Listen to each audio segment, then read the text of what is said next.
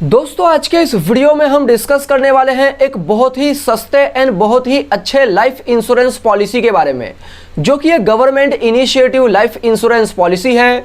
And इस life insurance policy का जो प्रीमियम है वो बहुत ही ज़्यादा कम है as compare to other life insurance policy. यानी कि इस लाइफ इंश्योरेंस पॉलिसी को कोई भी पर्सन ईजिली परचेस कर सकते हैं क्योंकि ये काफ़ी अफोर्डेबल है, काफ़ी सस्ता है। तो जिस लाइफ इंश्योरेंस पॉलिसी के बारे में आज हम डिस्कस करने वाले हैं उसका नाम है प्रधानमंत्री जीवन ज्योति बीमा योजना। तो दोस्तों हम आज के इस वीडियो में यही डिस्कस करेंगे कि प्रधानमंत्री जीवन ज्योति बीमा योजना है क्या, इसके लिए क्या क्या एलिजिबिलिटी की ज़रूरत पड़ती है, यहाँ पे आपको कितना प्रीमियम पे करना पड़ता है, आपको कितना सम एश्योर्ड मिलता है, एंड यहाँ पे अगर पॉलिसी होल्डर की डेथ हो जाती है तो यहाँ पे क्लेम सेटलमेंट का क्या प्रोसेस है। इस तरीके का दोस्तों हम इंपॉर्टेंट पॉइंट आज के इस वीडियो में डिस्कस करने वाले हैं। तो वीडियो काफ़ी इंटरेस्टिंग, काफ़ी नॉलेजेबल है। आपसे रिक्वेस्ट यह है दोस्तों कि वीडियो पूरा एंड तक देखना ताकि कोई भी इंपॉर्टेंट पॉइंट मिस ना हो जाए। अब दोस्तों हम सबसे पहला समझते हैं कि यह प्रधानमंत्री जीवन ज्योति बीमा योजना है क्या। तो प्रधानमंत्री जीवन ज्योति बीमा योजना बेसिकली एक प्योर टर्म इंश्योरेंस पॉलिसी है। अब ये टर्म इंश्योरेंस पॉलिसी क्या होता है? तो टर्म इंश्योरेंस पॉलिसी बेसिकली दोस्तों एक ऐसा इंश्योरेंस पॉलिसी होता है जहां पे पॉलिसी होल्डर के डेथ के बाद उनके नॉमिनी को पैसा मिलता है। यानी कि अगर पॉलिसी होल्डर की डेथ नहीं होती है तो यहाँ पे कोई भी पैसा नहीं मिलता है। तो प्रधानमंत्री जीवन ज्योति बीमा योजना भी एक प्योर टर्म इंश्योरेंस पॉलिसी है, यानी कि पॉलिसी होल्डर के डेथ के बाद ही उनके नॉमिनी को पैसा दिया जाएगा। ये बेसिकली दोस्तों 2 लाख का लाइफ इंश्योरेंस पॉलिसी होता है।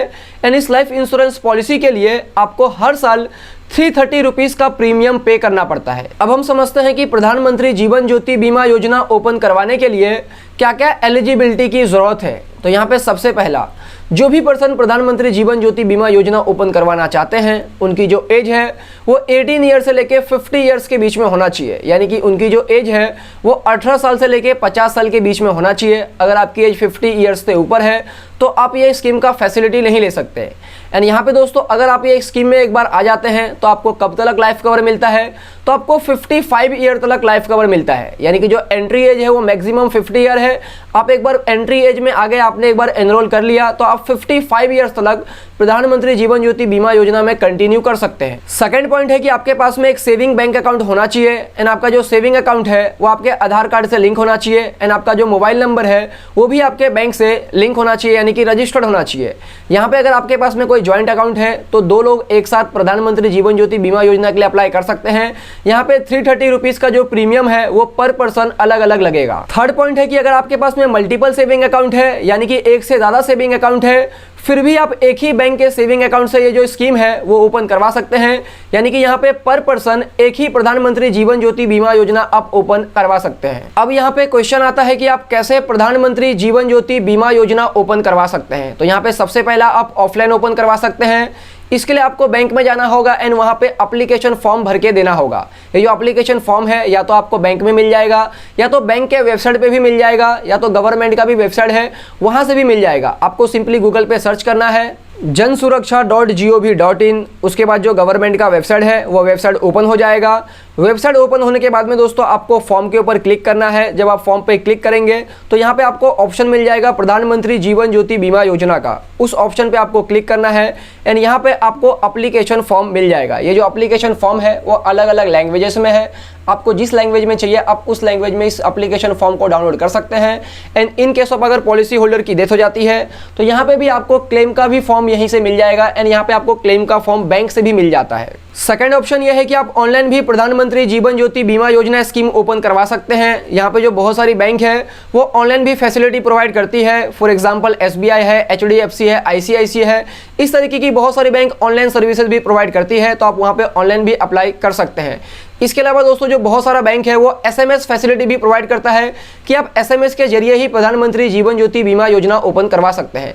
तो इसके लिए आप अपने बैंक से कंसल्ट कर सकते हैं एंड जो भी आपको बैंक ऑप्शन बोलेगा आप उस तरीके से ये स्कीम ओपन करवा सकते हैं। अब दोस्तों इस स्कीम से रिलेटेड कुछ इंपॉर्टेंट पॉइंट है जिसके बारे में आपको पता होना चाहिए। तो सबसे पहला, आप कब से प्रधानमंत्री जीवन ज्योति बीमा योजना ओपन करवा सकते हैं, यानी कि इसका एनरोलमेंट पीरियड क्या होगा। तो आप कभी भी ये स्कीम को ओपन करवा सकते हैं, लेकिन जो स्कीम है इसका जो एंडिंग डेट होगा वो हर साल 31 मई होगा। फॉर एग्जाम्पल अगर आप 2021 में प्रधानमंत्री जीवन ज्योति बीमा योजना ओपन करवाना चाहते हैं तो आप कभी भी ओपन करवा सकते हैं, लेकिन जो इसका एंडिंग डेट होगा वो होगा 31 मई 2022। यानी कि दोस्तों ये 1 ईयर का लाइफ इंश्योरेंस पॉलिसी होता है एंड आपको हर साल इस पॉलिसी को रिन्यू करवाना पड़ता है। आप कब तक इस पॉलिसी को रिन्यू करवा सकते हैं? तो maximum up to the age of 55 year, उसके आगे आप इस पॉलिसी को रिन्यू नहीं करवा सकते हैं। यहाँ पे दोस्तों जो बैंक है वो हर साल 25 मई से लेकर 31 मई तक आपके बैंक अकाउंट से 330 रुपीज़ काट लेती है एंड जो पैसा है वो जो बैंक है वो इंश्योरेंस कंपनी को दे देती है। इस तरीके से आपका जो स्कीम है वो अपने आप ऑटो रिन्यू हो जाता है। सेकंड पॉइंट ये है कि जब आपके पॉलिसी के रिन्यू करने का डेट आता है एंड आपके बैंक में सफिशिएंट बैलेंस नहीं है तो यहाँ पे जो आपका पॉलिसी है वो टर्मिनेट हो सकता है, क्योंकि जो बैंक है वो आपके अकाउंट से पैसे नहीं काट पा रही है एंड वो पैसे वो इंश्योरेंस कंपनी को नहीं दे पा रही है।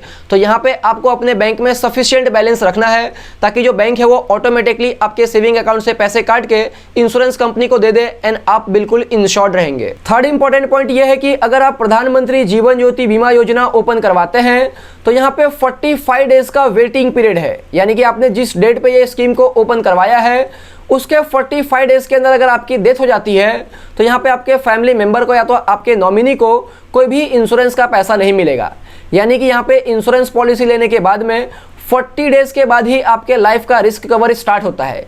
लेकिन अगर एक्सीडेंट के वजह से डेथ होता है तो यहाँ पे आपके फैमिली मेंबर को क्लेम मिल जाता है। एक्सीडेंट के केसेस में 45 डेज का रूल लागू नहीं होता है। फोर्थ इंपॉर्टेंट पॉइंट यह है कि अगर आपके पास में ऑलरेडी कोई लाइफ इंश्योरेंस पॉलिसी है फिर भी आप ये स्कीम का बेनिफिट ले सकते हैं। अब दोस्तों हम फाइनली समझ लेते हैं कि अगर पॉलिसी होल्डर का डेथ हो जाता है तो उस केसेस में क्लेम सेटलमेंट का क्या प्रोसेस है, यानी कि नॉमिनी को किस तरीके से पैसे मिल सकते हैं।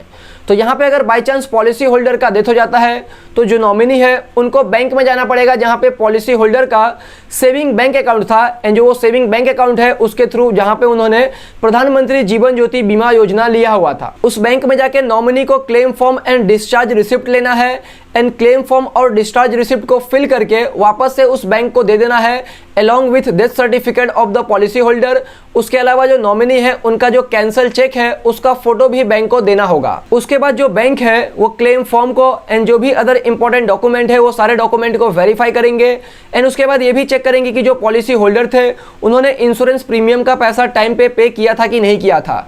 सारा डॉक्यूमेंट वेरिफिकेशन होने के बाद में जो बैंक है वो पॉलिसी होल्डर का डेथ सर्टिफिकेट, उसके बाद में जो क्लेम फॉर्म है, उसके बाद में जो डिस्चार्ज रिसिप्ट है एंड जो नॉमिनी का कैंसल चेक का फोटो है, ये सारा डॉक्यूमेंट वो इंश्योरेंस कंपनी को भेज देगी जिस इंश्योरेंस कंपनी से पॉलिसी होल्डर को प्रधानमंत्री जीवन ज्योति बीमा योजना दिलवाया गया था। एंड इसके बाद जो इंश्योरेंस कंपनी है वो भी सारे डॉक्यूमेंट को वेरीफाई करेंगे। अगर सारा चीज ओके रहा तो नॉमिनी के बैंक अकाउंट में सारा जो इंश्योरेंस का पैसा है वो ट्रांसफर कर दिया जाता है। ये सारे प्रोसेस को होने में बेसिकली दोस्तों 30 डेज लग जाता है। तो दोस्तों यही थी पूरी की पूरी वीडियो। उम्मीद करता हूं आपको इस वीडियो से कुछ ना कुछ वैल्यूएबल इंफॉर्मेशन जरूर मिला होगा।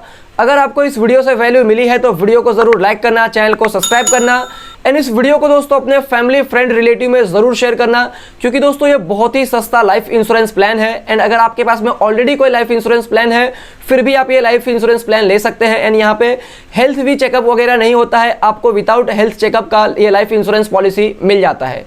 जय हिंद दोस्तों।